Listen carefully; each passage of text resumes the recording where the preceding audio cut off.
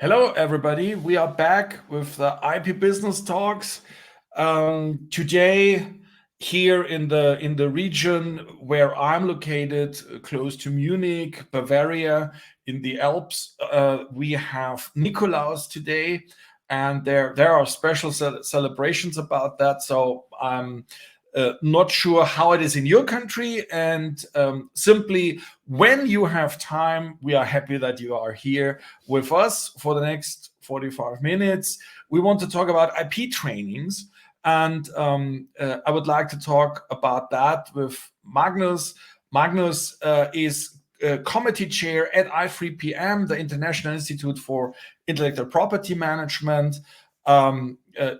Just a short introduction and an advertisement about that, so you can join.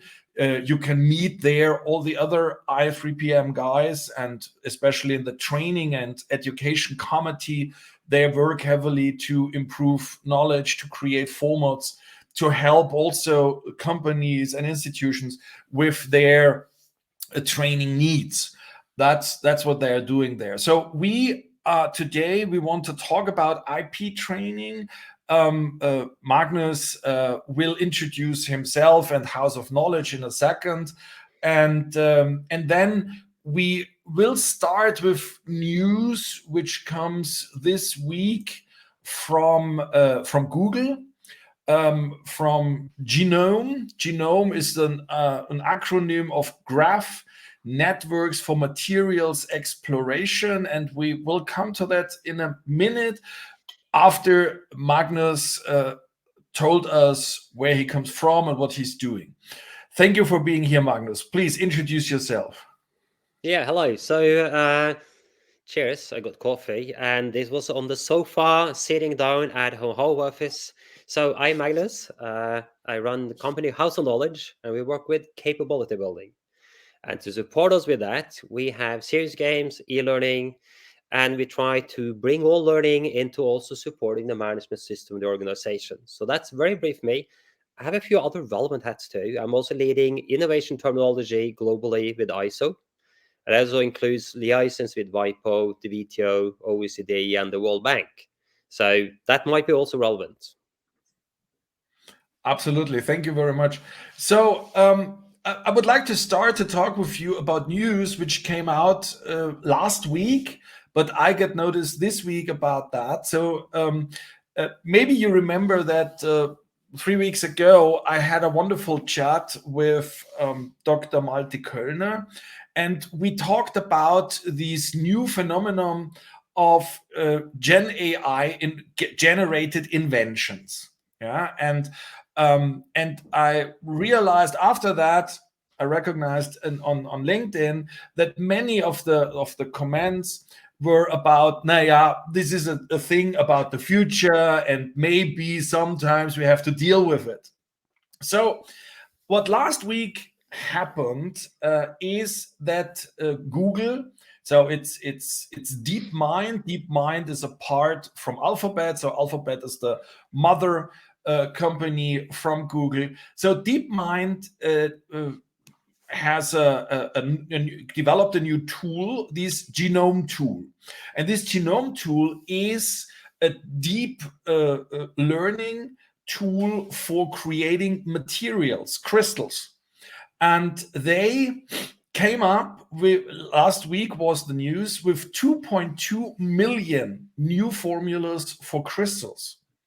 And it turns out that 380,000 of them are stable, okay, and most of them are extremely relevant and interesting. For example, for lithium-ion batteries, for electronics, for supraconductivity, for lots of things.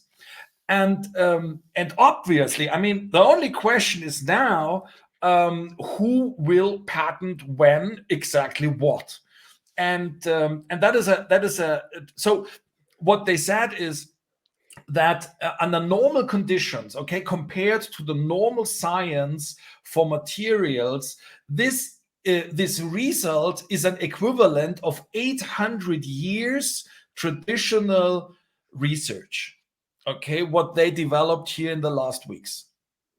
So just to, I mean, this is mind blowing. Yeah. So for the moment, we just can realize, okay, it happened. Yeah.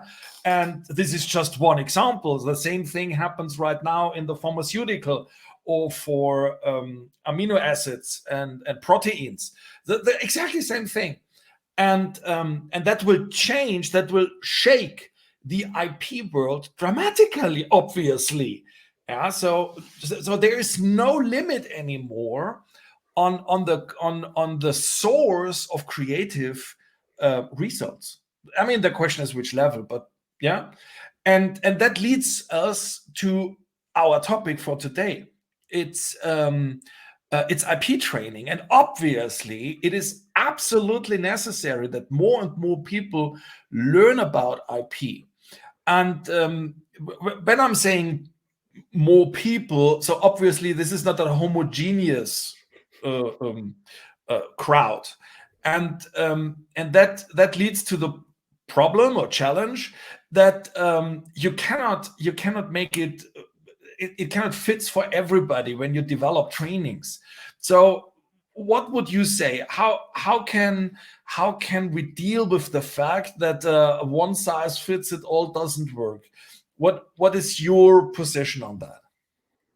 So yeah, the interesting is that if you ever seen Life of Brian with Monty Pythons, they have a scene when they say that we're all individuals, and there's one person say, I'm not. "I'm not." Yeah, which is a hysterical scene. But the rest of us, we're individuals, and we all have individual needs. And one other thing which we forgot about training and learning is that we need to meet people where they're at, not where we need them to be, but we need to meet them where they're at and lead them to where we need them to be. And since everybody has different positions, everybody will have a different journey, meaning we need to tailor the journey. But I think we could group those all individuals into group of individuals or cohorts and then train them. But those might be smaller and might need to know. And then also, if you don't want to know, then that's a whole different group. But start at understanding where they're at, and then we could Yeah. build I would say the trip to where how to get them there. We need them to be, and that might be not even possible. We need to also expectation management on our side. Do they really need to know? What do they need to know? Do they need to know of, or do they need to know and not even of the words, but they need to be familiar on knowing when do I pull the handbrake? That's enough, and then you can bring in the expert. So it depends. So never one size fits all. Yeah, yeah. I mean, that starts with the terminology IP, right? So Oh yeah. I would say it is something completely different when you have social media experts, social media marketing experts, and they should learn something about, let's say, copyright and trademarks, and especially in the digital world. And then you have others who work on the industrial metaverse, and they should learn how to deal with brands, for example, in the metaverse and the representation. So it's a completely different. It's.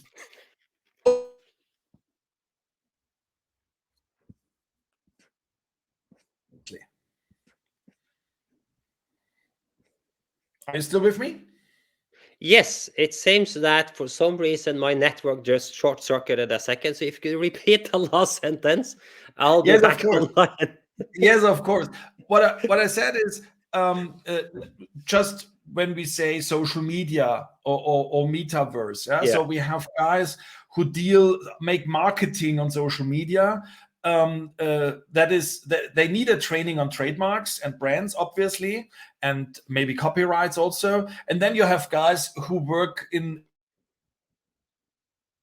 What the hell? So this is a completely different thing, and there you have completely different needs. Also about brands, but definitely not fashion brands, what you need in the industrial metaverse. So it seems to be very close, but you need a completely different approach for these people. And that's also essential because if you're dealing with technology managers versus, I would say, marketing managers, we're on different planets. Their entire behavior is completely opposite.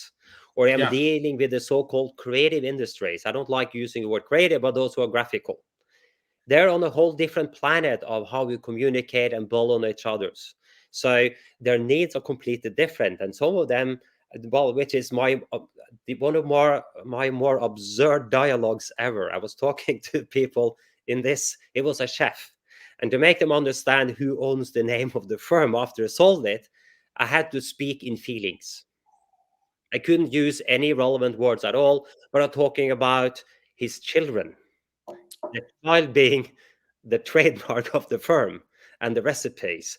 And sometimes you need to go to the extent to figure out which terminology can I use to meet them where they're at, to make sure they understand what I need them to understand. And that is, as you said, terminology is essential. I've used, I think, 9 or 10 years of my life, the last 10 years, at ISO, figuring out or herding cats and frogs after you've fired off a firecracker on what is innovation and what is IP. And the answer is just as different as the number of people. The problem is that people do not even agree with themselves. So, and then when you're communicating, the mess is absolute. Even when I would say the IP community do not agree on, is there a difference between IP and IPR? Is it different? Is it equal? At least we need to agree on a common set of terminology. And when we have that, we can start communicating, or else it's just passing through, because I might observe whatever your message is differently based on my context and how I understand the words you're using. And suddenly I'm not learning, I'm being de-learned. And that is really interesting. So if you Yeah. want to build culture on IP, start out with what is IP for us? Make sure we everybody on the same What I, page, and what then I, move on. what I really like on what you're saying is that the point is what. So I'm obviously I'm a teacher on different levels, typically in the university environment, but quite often also we work with companies. So I make blog posts about that. So every week we have trainings in the industry, and I would say the most important thing is don't talk about IP because. Because that will sooner or later people vanish. Yeah, so I heard so many patent attorneys who at the end explained patent law, and this is not helpful, and nobody is want besides of patent attorneys, nobody's interested in patent law, that's for sure. And that is not, it is simply not helpful. Yeah. And No, you scare people completely off, and you see them running to the yeah, forest. exactly. No, I can't hear you. No, that's really so. Talking about the real needs of the people, understanding where they stand, what they want to do, and to convey the message depending on the people, and as you said, the motivation. So I mean that is the second crucial point on my list when I try Yeah. to speak with people. That is the question: how can we motivate people who are basically not interested in IP? And you can say nobody outside of the IP world is interested in IP. On the other hand, the IP guys know the things, but the others have to know, otherwise they make brutal mistakes which can have serious consequences. So what is your experience, what is your recommendation to deal with the fact that outside of IP nobody is interested in IP? Don't use the words IP. Start about we using words understand. If I want to talk to a financial person or somebody else, they don't need to know the word IP. When I started dating my wife, I started talking about I'm dealing with IP and standards. She just said, stop, I'm getting narcoleptic and losing my hair. That is exactly what's happening.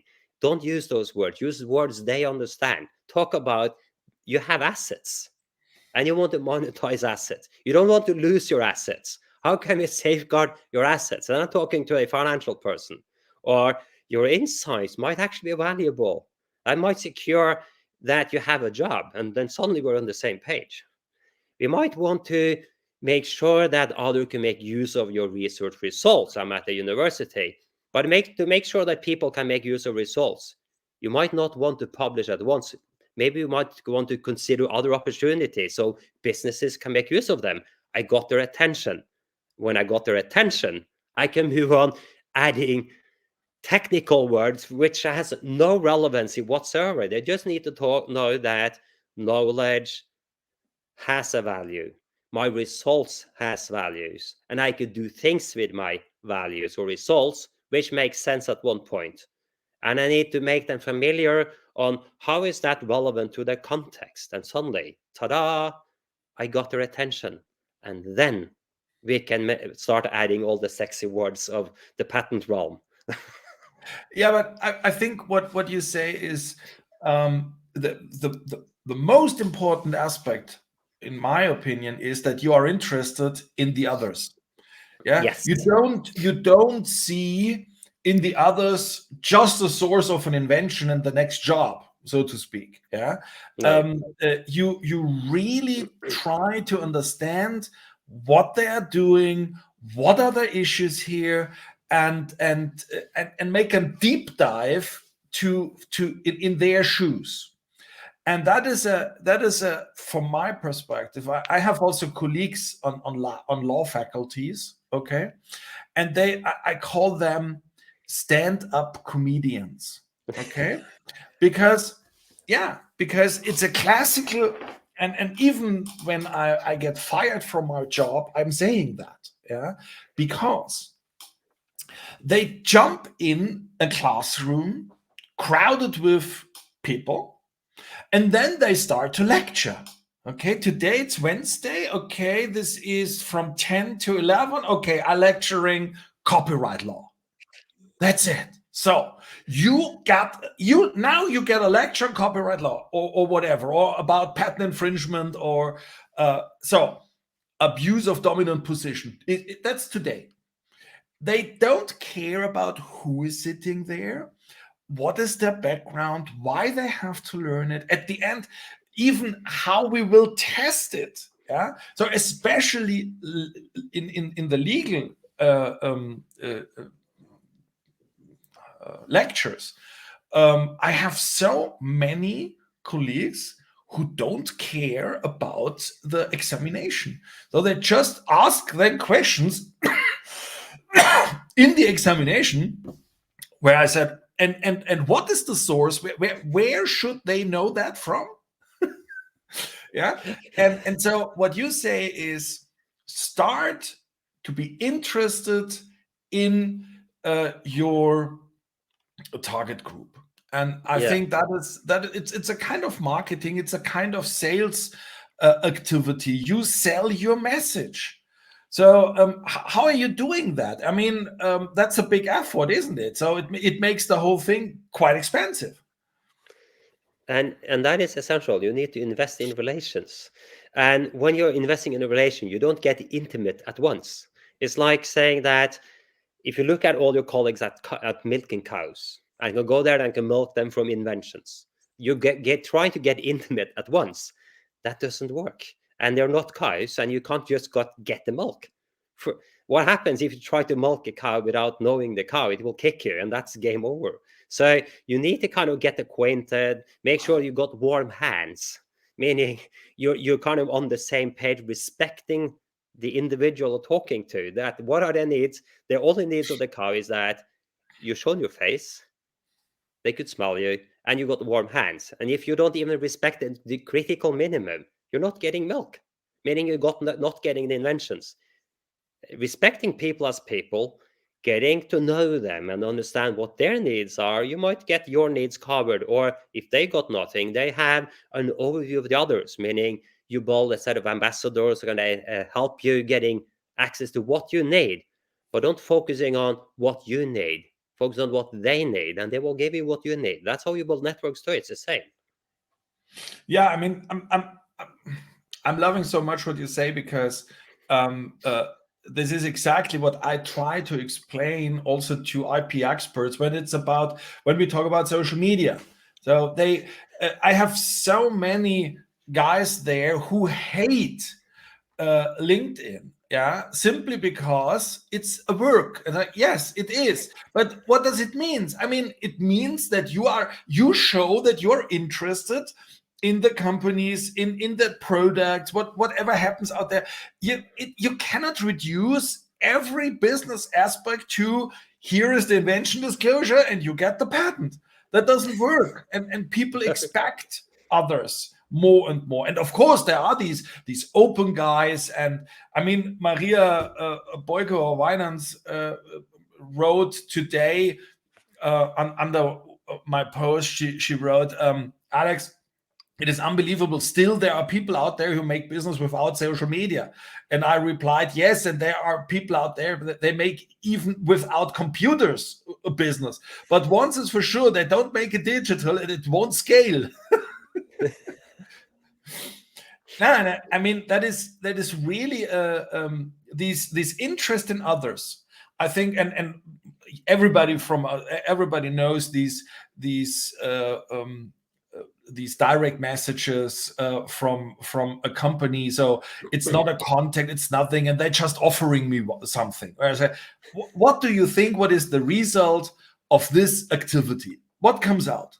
Yeah, I mean that doesn't make any sense. So people need relationships. There's a human need, and why should that not be true when first when you make business and second when you want to teach?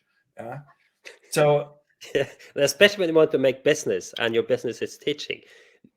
Get to know who you are. I also done all of those, I would say, disastrous approach in my earlier days on just sending random message out in there, but at least it was something relevant. But when I'm on LinkedIn and I get a message that they look at the webpage, I see they haven't, and they want to sell me something new, which obviously is not even related to what I do, then why? At least when you say you looked into and I know them. Or else it's even getting worse. And if going back to my cow, you're not getting proper milk, you got sour milk, and that's not really what you're looking at. That might absolutely. backfire a lot. Yeah, absolutely. I mean, that is a very strange business behavior, and I'm absolutely convinced that doesn't work at all. So why spending effort on that? On the other hand, and that's interesting because I hear quite often LinkedIn doesn't work for me. Yeah. Okay. How many time do you spend there? Oh, 10 minutes a day, maybe. Yeah. I said, okay, look, when you Do you have a plan? when you invest nothing, why should you get something out? Yeah. Yeah. I It's mean, going to a farmland and you try to harvest the grain and then you ask, did you put anything into the ground? No. Okay. End of story. yeah, it's fascinating, and I guess, and I would say it's exactly the same thing as when it comes to teaching IP. When you just see the world out of yourself and say, I am trademark expert, I am patent expert, whatever, and now I teach you that you can become a small patent expert or a small trademark expert. I mean, that doesn't help anyhow. That's not the way how teaching works, and obviously this doesn't show the interest in the specific situation of the others. And I think that is exactly what you can learn on LinkedIn, that this Yes. is at the end the cornerstone, that people that you are interested in others and you deliver something which is relevant to them, and then you can start to make business and, for example, teaching. And then moving back to knowing people, because in LinkedIn you can look at their description of themselves, meaning it's going to put there what they're interested in. So if you don't follow that description, you're out of focus. The same goes for businesses. You want to do internal training. People got job descriptions. Talk to the HR. What are their intentions? What are they supposed to do? And then you know quite fast what are their needs from your perspective. And if they're in marketing, you just need to make sure that do not use others' trade names or trademarks because that's expensive. And that's all they might need to know. Yeah, no, I mean that's exactly the trick, understanding the needs of the others. I mean, let's come to the next to the next level, because we have not just we have at i3PM, we have a wonderful request at the moment from Singapore, from IPOS. And these IPOS guys, they approached i3PM and asked, look, there are these standards now, yeah, the DIN standard, the ISO standard about quality and IP management. But with these standards, just talking about an organization. But in the organization, we need people. And the question is, what do these people have to know when they should act in such an qualitatively high level IP management system? And I like that very much, because the standards say nothing about that, and obviously that is extremely important. So my question is, how do you see the link between IP management systems, especially the standardized quality aspects of it, and the question of IP trainings? How do they correlate? I could bring in one more thing, because every organization got a management system, meaning how they're structured, the entire organization, how they have continuous learning. And if they do not have continuous learning, they don't really have a management system, and then or a structured one, which is a problem. Without continuous learning, we know what's going to happen. You're going downhill, and that's the end of it. Now, we got management systems for innovation and plugins to that, because I'm in the management of ICT TC279, which is the overreaching, making the innovation management system. I lead terminology globally at 72 countries on board. And we got the IP documents, plus we got the DIN standards. And all of those have different purposes.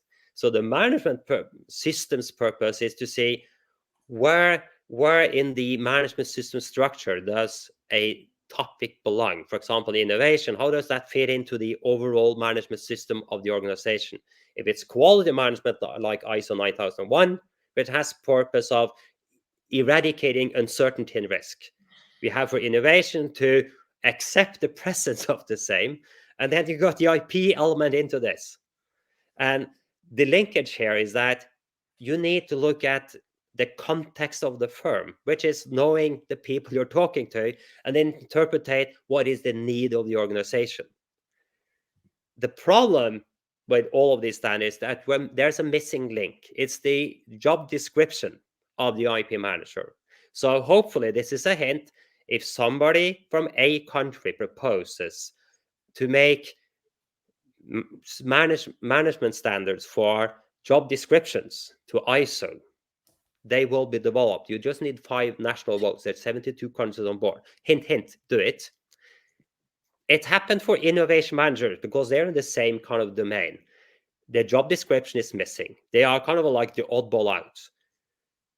They've started doing this in Sweden. They created a job description. What is the innovation manager? On the basis of the innovation management system standard, they created a book of knowledge.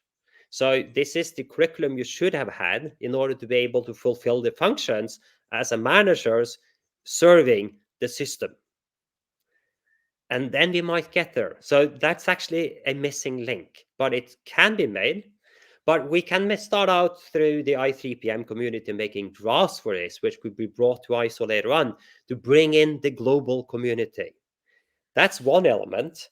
And then the other part is the beauty of the management system of any organization. It's kind of the structural competence of the firm. And if you treat the firm as an individual, the management system is the structural competence of the firm. It's the know insights of the firm.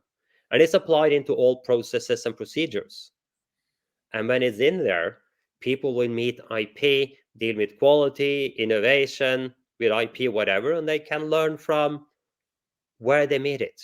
And then you could tailor make your trainings to the specific processes of the management systems of the firms. And then opportunities is great, because then you merge the realm of the management systems and how to deliver what, because your deliverables are tailored to the needs described in the management system. And But then you're linking. Yeah, sorry. I'm puzzling a little bit with the idea of having an IP manager. So many years ago, many years ago, I thought that this is a good idea, having an IP manager in a company. Meanwhile, I don't think it's a good idea. So first of all, my understanding is that IP management is something like quality management. So it is an ability of an organization, yeah, and as you said, different people have to know different things about IP or IP management, and that altogether gives a level, a maturity level, and competence level in IP management of an organization.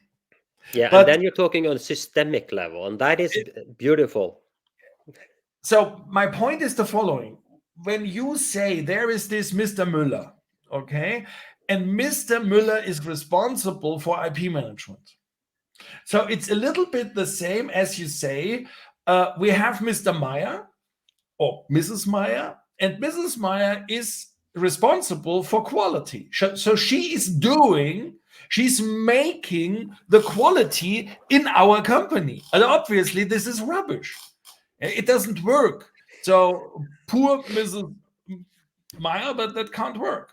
And the same thing with Mr. Müller. So when Mr. Müller is the IP management, how could that happen? Yeah, I mean, he can maybe facilitate IP management, can help. So like an innovation manager is not making the innovation. An innovation manager is helping that the company is able to innovate. But that's something They're a project manager. They're a project manager or an innovation initiative manager in reality. Yeah, makes sense. Yeah, that makes absolutely sense. So I just want to say, I experienced many times that with the installation of an IP manager, dedicated IP manager, people in the organization started to say, okay, then it's not anymore my business. Yeah, not my circus, not my monkey. This guy is IP management and I don't care. And then, yes, and then you got your scapegoat and you're off. Exactly, I'm out. And so the whole idea of an organization which has certain competencies is gone, because these poor guys cannot be the IP management. But somebody, and that's the beauty, if you have thinking from the management system perspective, if you have a management system, and then from an IP manager or IP management department's role, it's to understand and accept that most of the processes you need to manage are not owned by the IP managers. They are in the rest of the organization, which is the distributed solution, meaning there's a lot of people who need to know something. So it aggregates information somewhere. So this IP manager would be a project manager of IP-related initiatives and be responsible for restoring and updating the management system with regards to IP. And then suddenly there's a shift in roles. So the IP manager role or functionality can be part of the system or an individual, but this individual can't be detached from reality. You need to engage yourself in people and get inputs and give inputs and be a support function somewhere. But somebody somewhere needs to have a bit more insight to be able to coordinate all these initiatives in all the processes to potentially improve the processes itself. But then your role is not managing the IP. It's a managing or supporting the system, which is a support function, which is something completely different. Absolutely. I can't agree more. So now, typically, I use this format also to talk with our expert. What will we see in the future? Okay, so Yes. as I did with Malte Kölner, and then 3 weeks later we have the future. Yeah, this is this artificial intelligence thing at the moment. This is unbelievable. The speed of change is unbelievable, and I can't agree more with Bill Gates, who said that the way how we work with computers, what we think about computers, what we think what computers are and what they can do will change completely. So, for example, the European Patent Office is working heavily. So I'm chair of the HTB initiative, of the e-learning of the HTB initiative in with the European Patent Office, and we talk a lot about how can we adapt, how can we improve IP learning, IP trainings, how can we use, by the way, artificial intelligence to do so. What we are already doing at the IP Business Academy at SAPI, we have very charming artificial intelligence avatars who we integrate in learnings. And the fascinating thing is that we get questions about who is that, and can I get in contact with her or him? I said, yeah, yes and no. I mean, it's enough. But what do you think? How will IP training looks in the future? It depends on how we accept the presence of those tools, which we can embrace to support us as tools. So, if humans do not want to accept that the needs are individual, nothing's going to happen. The moment we accept that needs are individuals, AI can support tailor making on the specifics of the job description, what you need to learn on multiple topics, and use wordings which they need. But somebody needs to make the inventory on what's to be delivered, and the AI can support delivering and maybe use more plain language or even standards for plain language to be able to communicate to people with words they can comprehend. That is the future on the automated part. And where the circus artists or the stand-up comedians, as they used it, there's no need of those because you can record them once and you could just play it off. There's no need to even be in their lessons to stroke their egos. That has no value whatsoever. It's just a disrespect of everybody's time because you could do it whenever you need to. So the AI will support delivering the training you need when you need it, because it can look through your email. You might want to learn this or something. That might be really cool. What AI can't support is the training between individuals, meaning where I learn this cross-pollination between departments. Then you need to get more applied training, which we did with SIP on the IP managers game, where the purpose is understanding the needs of others and how it's actually fitting all over the entire firm. There's IP everywhere, but you're not in control of it, and accepting that and how to get in there. So there are two different levels. It's the whatever that can be automated, brilliant with AI. And then there's the in-between people learning, which is the individual need. If you get people to exchange their tacit knowledge in context, you got more experiences. And one of the beauties are if you can learn who knows what, the knowledge network you are part of Yeah, expands. And yeah, suddenly we could reap the benefits of everybody having this tailored AI plugin on covering my needs when I have the need. And that would be a brilliant reality. That I think is the future. Combination of the old-fashioned communication between people and automation and AI supported learning on the other hand. I think the mix is beautiful. yeah. You just So need people to commit time, I which is what's not going to happen. I think what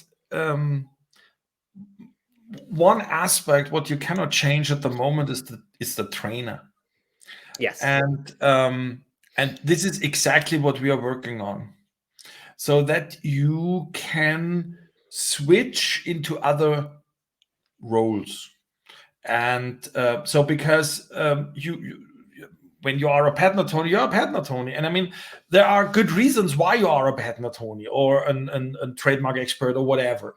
And typically, when, let us assume a lawyer goes to a marketing guy.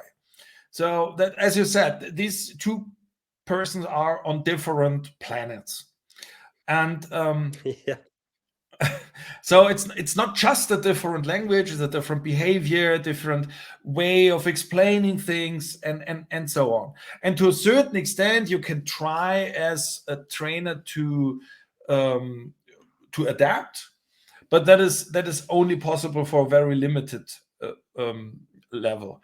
And what we try to do is not just using ChatGPT or large language models. We train them to give them the expertise, the necessary expertise. We also make experiments with avatars, which, first of all, you don't realize that this is an avatar. And second, it is a special avatar for marketing. And we have we work with, for example, with French marketing people from the fashion business. And you have to talk with these guys completely different than when you talk with the Siemens marketing people who sell wind turbines or gas turbines. So this is a different world, a different behavior, and we made very good experience with these artificial characters. So we switch, so to speak, the trainer, and not just switching the content, and not just switching the relevance. It's just who is saying that. And the fascinating thing is that people are willing to get an emotional content relationship to these avatars. So this is not a problem. No, and that is essential. We need to trust the person conveying the message, or else we're on different standards. And if we're on different standards, we do not have interoperability. An exchange of information is impossible. Yeah. No, it's absolutely fascinating. So Disney, I don't know whether you saw that, Disney developed a new robot some months ago. I made a post about that. And this robot, so we are used to look at robots which are perfect. Okay, they move perfect, they act always accurate. And Disney developed a robot which behaves like a kid or a puppy. Okay, so behaves not perfect, moves not perfect, and in seconds. So they brought this robot to the stage, and in some seconds, the auditorium, the visitors created an emotional relationship to this robot. Okay, so they made an scene where the robot is stumbling. Okay, and the auditorium said, "Oh, yeah, unbelievable! I mean, it's a machine." Yeah, but the same thing as you can have an emotional relationship to your car, you can have it to your robot. It's a question how this thing behaves. And then we can start with the next level and say, okay, when it is possible to create these artificial individuums, I mean, we have artificial characters in the music business. So we have bands which does not exist, or they exist, but as avatars. And in Korea, they are on top of the top 10 in the charts. Yeah, which is insane.